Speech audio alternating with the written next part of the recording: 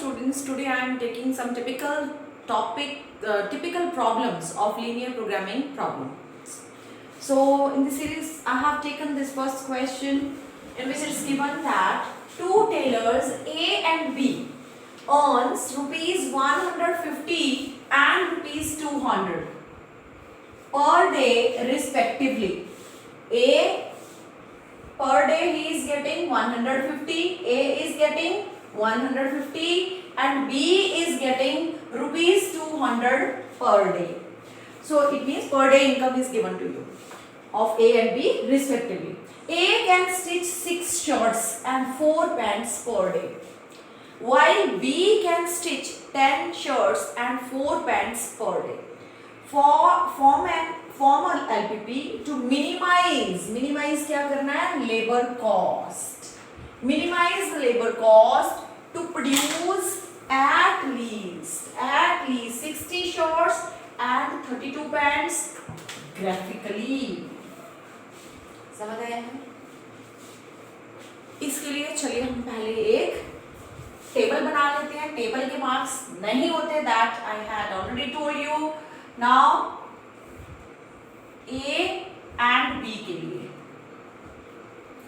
ये है pants.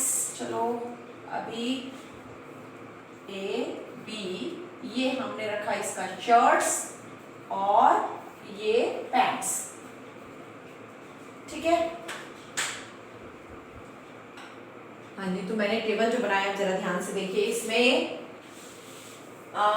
This is first tailor A, second tailor B. अब इस क्वेश्चन के accordingly whatever is clearly visible to us वो है कि जो ए टेलर है वो पर डे 6 शर्ट्स, एक दिन में 6 शर्ट्स बना लेता है और 4 पैंट्स बना लेता है पर डे. ठीक है, मैंने लिखा है यहाँ पर डे. बी जो आपका टेलर है वो पर डे में यानी एक दिन में 6 शर्ट्स बनाता है और 4 पैंट्स बना लेता है. और अकॉर्डिंग टू द क्वेश्चन आपको शर्ट्स जो हैं एट लीस्ट 60 तैयार करनी है. एट लीस्ट 60 का मतलब ग्रेटर देन इक्वल टू 60 और पैंट्स भी एट लीस्ट यानी greater than equal to 32 pants तैयार करनी है. और आपको ये भी दिया है कि पर डे लेबर जो मिल रहा है ए को वो 150 रुपीज एक दिन की लेबर मिल रही है और बी को 200 रुपीज पर डे लेबर मिल रहा है. और इसके बाद आपको जो मिनिमाइज करना है वो लेबर कॉस्ट करना है. Total labour cost. Total labour cost जो अब आपकी है वो डिपेंड करती है कि नंबर ऑफ डेज कितने लगे हैं वो आपके. मान लो ए ने x नंबर ऑफ डेज के लिए काम किया और B ने y नंबर ऑफ डेज के लिए काम किया. तो हमने A works for number of days for which A works is equal to A, sorry x days, and number of days for which B works is equal to y days. अब according to question आपको एक दिन की labour cost ए को 150 rupees देनी है और B को 200 देनी है एक एक दिन की. लेकिन ए जो है वो x डेज के लिए काम कर रहा है और बी जो है वो y डेज के लिए काम कर रहा है. तो टोटल लेबर कॉस्ट कितना हो गया आपको, जो कि आपको मिनिमाइज करना है.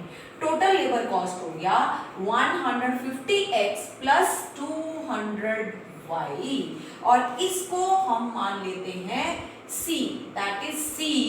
और इसे हमें क्या करना है, जो हमारा ऑब्जेक्टिव है वो हमारा है मिनिमाइज करना है. इसको मिनिमाइज करना है. इसके बाद है आपके constraints. Now subject to constraints कौन से हैं? फॉरएवर कॉन्स्ट्रेंट्स आपको पता है वो है x is greater than equal to 0 and y is greater than equal to 0. Next है अगर वन डे में he is stitching 6 shirts and 10 pants then sorry 6 shirts and 4 pants है ये. और लेकिन अगर हम देखें कि x डेज लगाए a ने शर्ट्स है 1 डे में 6, तो x डेज में 6x हो जाएगा। b जो है वो 1 डे में 10 शर्ट्स स्टिच कर रहा है, तो y डेज में कितनी करेगा 10y। तो टोटल शर्ट्स देखो मैंने शर्ट्स के नीचे ही लिखा है यहाँ पर, इट इज एटलीस्ट 60, तो ये हो गया 6x, टोटल शर्ट्स जो हो गई 6x plus 10y that is greater than equal to 60। अगर आप इसको सिंप्लीफाई करते हैं 2 से डिवाइड करने के बाद, तो ये आ जाता है आपके पास दिस 1, आपका एक कांस्टेंट ये और एक ये। उसके बाद यहाँ पर देखिए नंबर ऑफ पैंट्स, 1 डे में A is stitching 4 pants and B is also stitching 4 pants, लेकिन A ने x डेज के लिए काम किया तो कितनी टोटल पैंट्स हो जाएंगी 4x, and B will stitch 5 into 4 यानी 4y total pants, and total pants stitched by A and B will be equal to 4x plus 4y। तो ये तो आपकी शर्ट्स के लिए था, है ना। अब पैंट्स के लिए जब करेंगे तो 4x plus 4y because it is at least is given कि इतनी 32 या 32 से ज्यादा करेंगे, तो this can be cancelled by simplified form में ये आ गया आपका पैंट्स के लिए आया है। ठीक जी, हाँ जी स्टूडेंट्स, तो मैंने ये जो आपके पास जो कंस्ट्रेंट आए हैं, ये तो फॉरएवर आपका कांस्टेंट है, ये वाला जो आपके पास आया, और ये वाली कांस्टेंट आपकी इक्वेशन इनइक्वालिटीज आई है। When I have drawn these inequalities and because it is also greater than equal to 0 0 0 आप पुट करेंगे तो ये it is going away from origin, this is also going 0 0 put करो, 0 is greater than equal to 30, this is also going away from origin, यानी कि ये आपकी unbounded reason है, अनबाउंडेड रीजन आ रहा है आपका। ठीक है, चलिए हम इसमें अनबाउंडेड रीजन देखा तो फर्स्ट पॉइंट A जो आपका आ रहा है that is 8,0 sorry x0 y8 0,8। second point I have calculated by taking elimination, otherwise if you draw it on the graph paper actually so you can get it easily that this point is the point of intersection of these two lines is 5 3, otherwise by elimination method I have tried to get it, and this is a 5 3, and third point this is b 0.53, and third point this is your 10 0, x is 10 y is 0, and when I put these values of x and y in the labor cost, then I got minimum labor cost because my target was to minimize the labor cost, and from here I got this is the minimum cost, but you can say this is an unbounded region। तो unbounded region होने की वजह से मुझे क्या करना पड़ा, फिर इसका जो भी आपका ऑब्जेक्टिव है 150x plus 200y less than जो भी मिनिमम वैल्यू आया है वो लिखा। अब इसके लिए मैंने इसको सिंप्लीफाई किया, 50 से डिवाइड कर दिया मैंने इसको, और 50 से डिवाइड करने के बाद I got it, now I will draw it.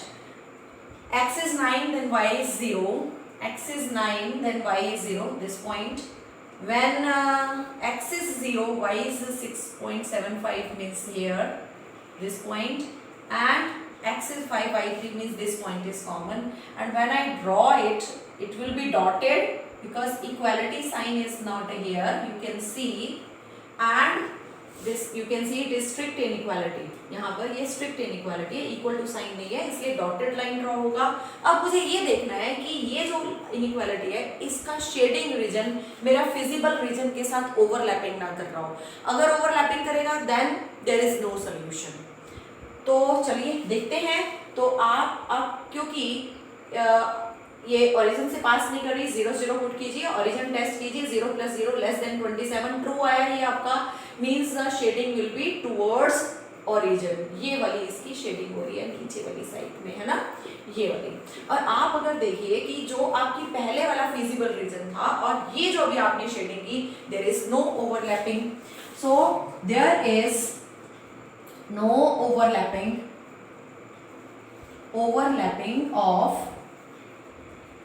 of 3x plus 4y less than 27 with feasible reason। इसकी कोई भी ओवरलैपिंग नहीं हुई है, therefore minimum labor cost is, जो आपका आंसर आया है is rupees 1350 रुपीज। तो ये 5 और 3 क्या थे, 5 थे, x means the number of days number of working days by A, tailor A, and Y क्या था, number of working days by B. ठीक है, हाँ जी, अब मैं लेके आ रही हूँ फिर एक और इंटरेस्टिंग क्वेश्चन। इस क्वेश्चन में दिया है कि there is a young man who is riding his motorcycle at the speed of 25 km per hour. He had to spend rupees 2 per kilometer. 1 kilometre पर उसका कितना खर्चा हो रहा है, 2 rupees on petrol if he rides at a faster speed. But if he rides, देखो अगर उसकी स्पीड 25 किलोमीटर पर आवर है समझो, तो he is spending, it means ₹2 पर किलोमीटर ऑन पेट्रोल। लेकिन अगर उसकी स्पीड है 40 किलोमीटर पर आवर, तो उसका जो पेट्रोल का एक्सपेंडिचर है तो वो आ रहा है ₹5 पर किलोमीटर।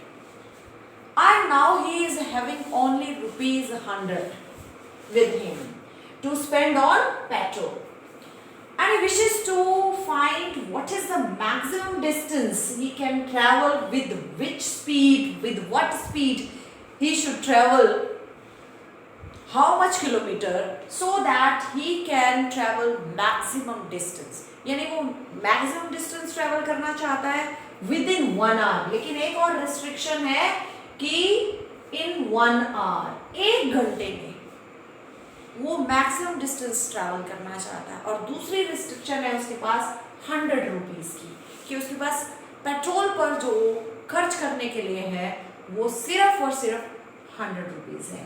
ठीक है, तो अब आपसे बोला गया कि express it in the form of LPP and solve it graphically.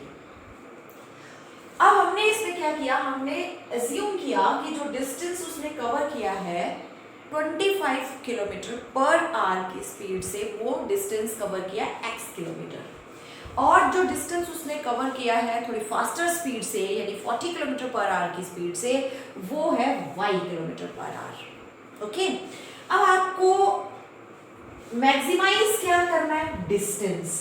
तो उसने जो डिस्टेंस कवर किया x, और x डिस्टेंस कुछ अलग स्पीड से और y डिस्टेंस कुछ अलग स्पीड से, और लेकिन जो टोटल डिस्टेंस हो जाएगा वो इन दोनों को जब आप ऐड कर दोगे तो टोटल डिस्टेंस आ जाएगा।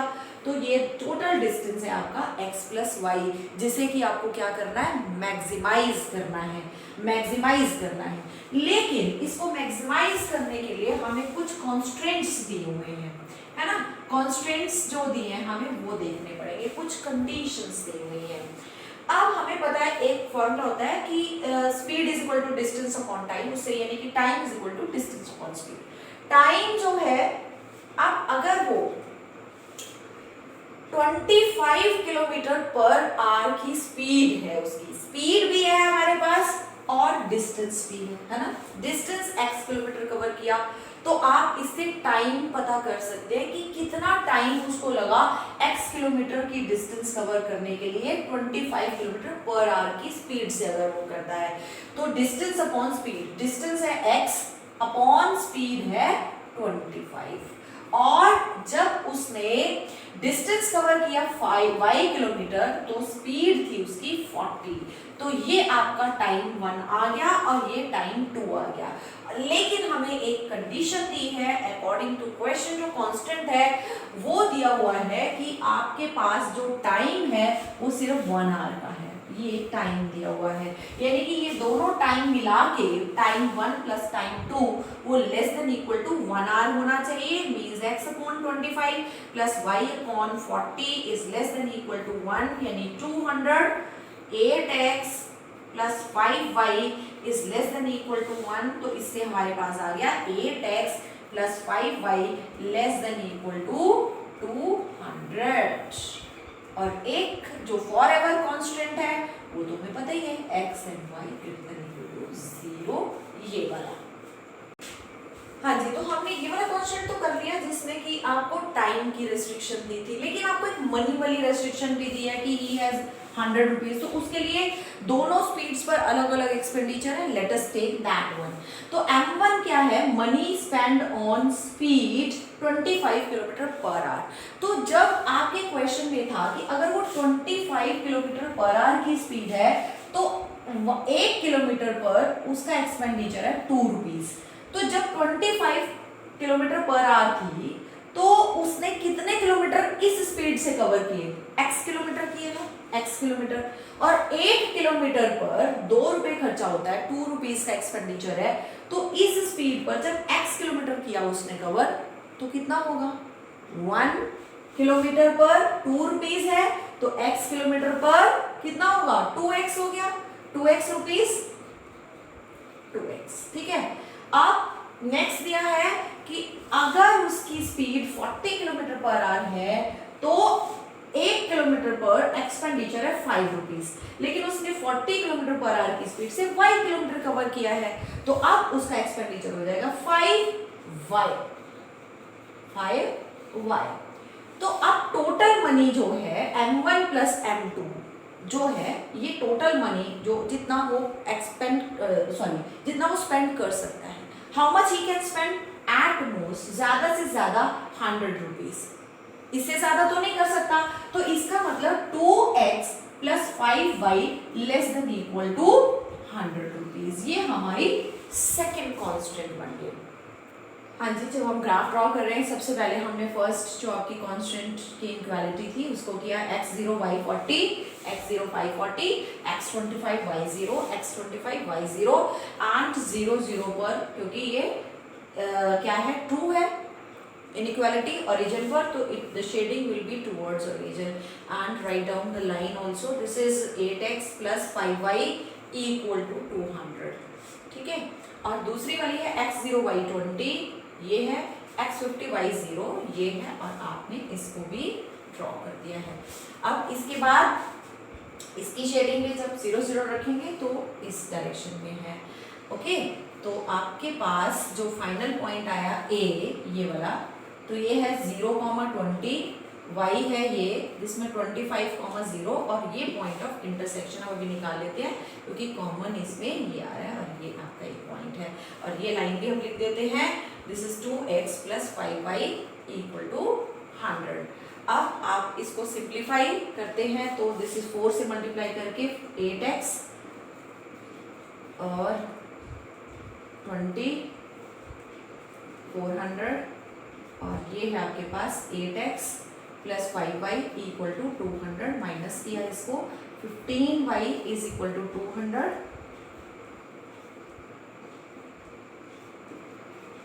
This is 40/3। हाँ जी, तो ये हमारा पॉइंट हमने कैलकुलेट किया, x is 50/3 and y is 40/3। तो हमने कॉर्नर पॉइंट्स ये आपके आ गए हैं, ये A 0,20, B 50/3, 40/3 and C is this 25,0. And after putting these values of x and y of different points in this Z, जो टोटल डिस्टेंस है उसमें निकाला, तो जो टोटल डिस्टेंस है मैक्सिमम जिसे हमें मैक्सिमाइज करना था, हमारा टारगेट था मैक्सिमाइज करना, तो वो निकल रहा है 30। तो 30 किलोमीटर मैक्सिमम डिस्टेंस है। कब ये मैक्सिमम होगी, जब आप 50/3, x किसको लिया था आपने, x लिया था जब 25 किलोमीटर पर आवर की स्पीड से आप 50/3 किलोमीटर कवर करेंगे, और 40 किलोमीटर पर आवर की स्पीड से आप 40/3 किलोमीटर कवर करेंगे, तब आपकी मैक्सिमम आप डिस्टेंस कवर कर सकते हैं। Now students, again I have written one more new type of question for you. In this question it is given that there is a retired person and he has rupees 70,000 to invest in 2 types of bonds in such a way that in first type of bond he is earning an annual income of 8% on the amount he is investing, and on the second type of the bond he can earn 10% per annum. As per norms he has to invest minimum of, this is minimum of rupees 10,000 in first type, यानी कि first type में 10,000 तो minimum invest करना है। 10,000 से ऊपर भी कर सकते हैं, लेकिन इतना तो करना ही करना है। And not more than 30,000 in second type, और सेकेंड वाला जो है उसमें 30,000 से ज्यादा इन्वेस्टमेंट नहीं कर सकते आप। अब आपसे बोला गया how should he plan his investment so as to maximise his earning from LPP and solve it graphically. Maximize his income, उसकी इनकम उसे मैक्सिमाइज करनी है। अब इनकम जो है वो क्या है, जो भी उसका इंटरेस्ट उसको मिलेगा, जितना वो इन्वेस्टमेंट करता है अलग अलग उसकी रेट ऑफ इंटरेस्ट पर, तो उसमें जो उसको इंटरेस्ट मिलेगा दैट इज द इनकम, वही तो है इनकम। तो सबसे पहले हमने माना कि उसने जो दो तरीके के बॉन्ड्स बोले, एक में इनकम मिल रही है उसको, यानी कि जो अर्निंग है वो है 8% पर एनम के हिसाब से, और दूसरा 10% पर एनम के हिसाब से। तो मान लिया हमने जो फर्स्ट टाइप का बॉन्ड है जिस पर 8% पर एनम के हिसाब से उसको इंटरेस्ट लग रहा है, मतलब इनकम हो रहा है, तो वो x रुपीज उसने इन्वेस्ट किया, और सेकेंड टाइप में उसने y रुपीज इन्वेस्ट किया 10% वाले में। आप दोनों का जो इंटरेस्ट होगा उन दोनों को जो ऐड करेंगे that is your income, that is your earning, वही तो अर्निंग है आपकी, वही इनकम है। तो आपको पता है कि इंटरेस्ट कैसे निकालते हैं, P into R into T upon 100, per annum के हिसाब से निकालना है, तो T तो 1 हो गया आपका, टाइम तो 1 ईयर है। प्रिंसिपल इस वाले में x रुपीज है, rate of interest 8 into 1 upon 100 यानी 8x अपॉन 100 है। तो फर्स्ट टाइप वाले बॉन्ड के लिए आपका इनकम है 8x अपॉन 100, और सेकंड वाले में वैसे ही, जैसे यहाँ पर 8 इंटू एक्स अपॉन 100 है, वैसे ही इसमें कितना होगा 10y अपॉन, क्योंकि इसमें अमाउंट इसमें जो लगाया है इन्वेस्ट किया है वो y रुपीज किया है, तो principal amount here it is y rupees upon 100 हो गया। तो ये टोटल जो है ये आपका क्या हो गया, इनकम है, जिसको कि आपको मैक्सिमाइज करना है, ये आपका ऑब्जेक्टिव है। और आपका जो सब्जेक्ट टू कॉन्स्टेंट्स है, यानी कि जो आपको रिस्ट्रिक्शंस दे रखी हैं, एक तो फॉरएवर कांस्टेंट है x is greater than equal to 0, y is greater than equal to 0, ये वाला। इसके अलावा एक यहाँ पर आपको दिया है कि टोटल इन्वेस्टमेंट है 70,000, यानी कि ये फर्स्ट टाइप की इन्वेस्टमेंट, फर्स्ट बॉन्ड में जो इन्वेस्टमेंट किया वो x रुपीज, सेकेंड बॉन्ड में इन्वेस्टमेंट किया y रुपीज, तो टोटल इन्वेस्टमेंट जो है आपकी वो है आपकी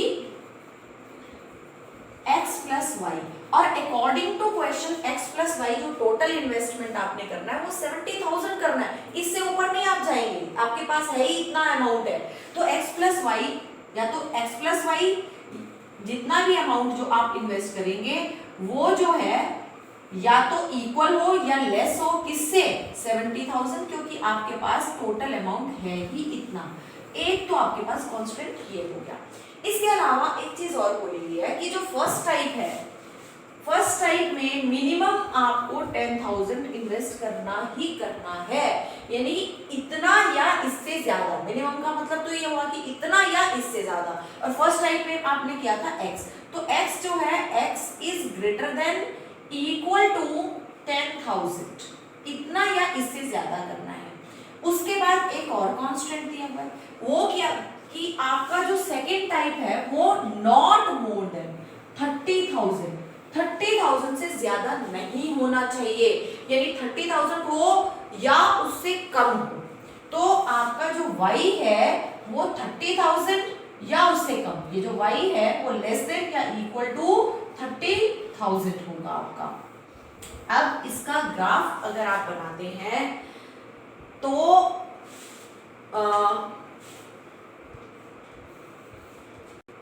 हाँ जी, तो जब हम इसका ग्राफ बनाते हैं फर्स्ट वाले कांस्टेंट का, तो इसकी लाइन ये बनी है, क्योंकि ये 0 0 ओरिजिन से पास नहीं कर रहा है, 0 0 पर वेरिफिकेशन किया ट्रू है, तो shading will be towards here. x is greater than 10,000, तो 10,000 पर ये, and x is greater than 10,000, तो shading will be towards greater side of x। y is less than 30,000, 30,000 is this, y is less than 30,000 means lesser, this is less than, and final shading will be in the first quadrant only, ठीक है जी। तो this is the point when x is 10,000 and y is 30,000. Okay, ये आपका A point है और B point ये point of intersection है. y 30,000 है. आप इसमें पुट कीजिए ये वाली लाइन जो है y को 30,000 तो x 40,000 आपका आ गया है. 40,000 एंड 30,000. ठीक है जी. अब इसके बाद ये पॉइंट है आपका 70,000, 0. ये आपके A, B और ये C और ये D आया है आपका 10,000, 0.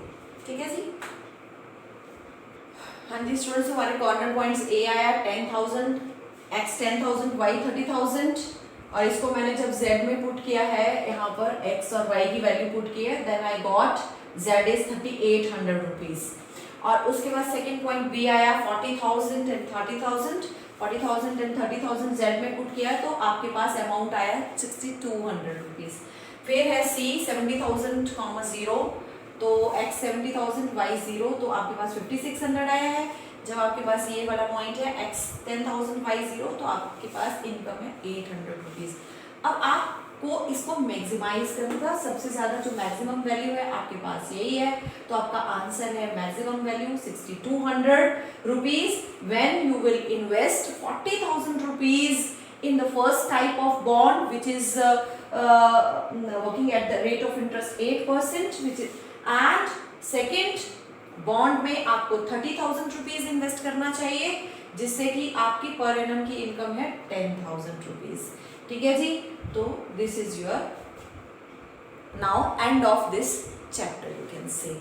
Now try question of more questions of this chapter.